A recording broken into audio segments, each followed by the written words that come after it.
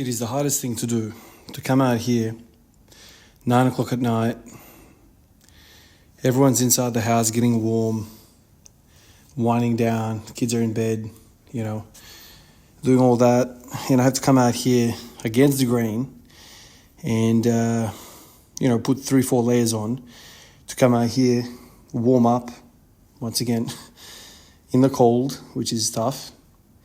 And then put a workout together at the end of the day, after work, after all the commitments, and let's say get aggressive towards the bar and lift it with purpose. Don't go through the motions. Get a good workout in and then get out here. To me, that's tough. And I've been at this for a little while and I've played every trick in my mind possible. I've done all the thoughts, I've done all of the self-talk. And I guess it gets easier as you go along because, the more days you string together, the more belief you have that you will, trump that voice in your head that says don't. And you will persist no matter what the circumstances. Like at this point, I know I'm going to train. I'm not going to weasel out. I know the personality I am. I know the kind of guy I am with all the history. I've trained in much worse circumstances, but still, it doesn't make it perfectly comfortable. Like it is against the grain, and it's tough to come out here. And what I've learned over the years is that do not start the session with something that doesn't come easy to you. I used to start with a squat. And that was tough, man. Cold ankles, cold knees, cold hips, cold everything, going to a squat with a body that does not want to squat even when it's all warmed up. That's tough. That takes a lot of mental momentum. I think there's easier ways. So if you're going to squat as the first exercise, do something that warms up the squat, whatever the hell it is. Lateral leg raises, hip flexor marching, a jog, a walk, whatever you do, whatever works for you, do that first. Because the chances are that exercise is going to be much easier to start, to get the blood going around. For me today, I started with the bench press. I have been for quite some time.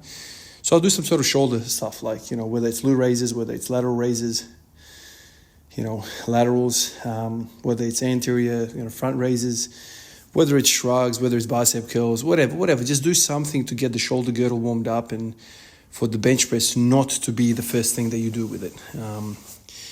And then by the time you do 5, 6, 7 sets of those and you warm up a little bit, all of a sudden, those negative thoughts start to dull down and you start to not really hear them much.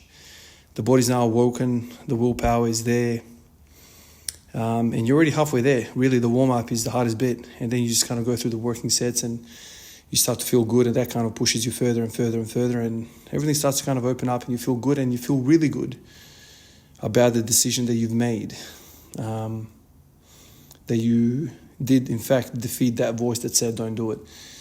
I guess you can apply these methods and these strategies against anything that you've ever done or you're going to do that is uncomfortable and you don't want to do. It's the way the world works, man. It's the stuff that's really hard that's really worthwhile. So if the thing comes easy, it's probably not worthwhile because, let's face it, if it was easy, everybody would be doing it, and then everyone will be, let's say, good at that thing that is coming easy, which in turn means that it's not really something that's going to make you stick out or make you notable. This strength training business, this bodybuilding business, we spend hours, hundreds of hours, if not thousands of hours a year, in our training careers. We spend a lot of freaking time doing this stuff. And sometimes it is very hard to see the freaking progress. It's one of those things, like if you were to do any other genre, any other field, I feel like you'll get a lot more return. It's very hard to get and hard to maintain, which is why we say this is hard to get, and which is why our human interaction, our human response when we see somebody on the street, female or male, that is in shape, we resonate with that because we full well know that this is not something that comes easy. It comes very, very difficult. The returns are very, very poor. And so when you do finally see somebody in good shape, you're like, damn.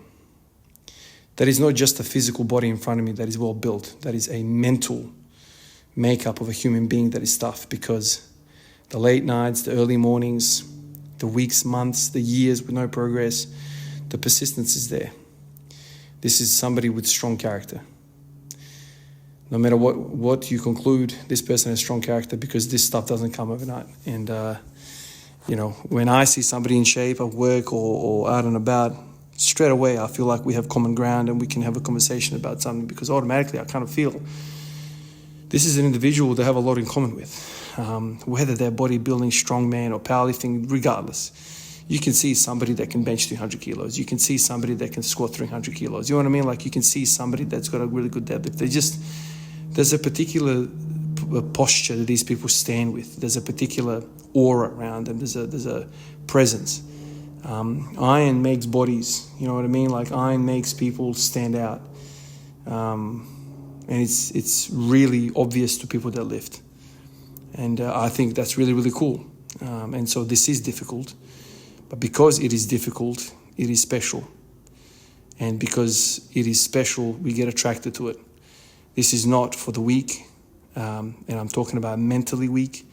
This is for people that have a drive. Whatever is driving you, there needs to be a pretty decent fire for you to put in the 5 to 10 years of effort to get somewhere with this, because this will break the fake artists. People are not going to come back after the 1,000th freaking day of plateaus. Nah, man. Weaker people, they flee long before the battle gets that difficult. Like always, guys, I appreciate you, and I'll catch you in the next one. Peace out.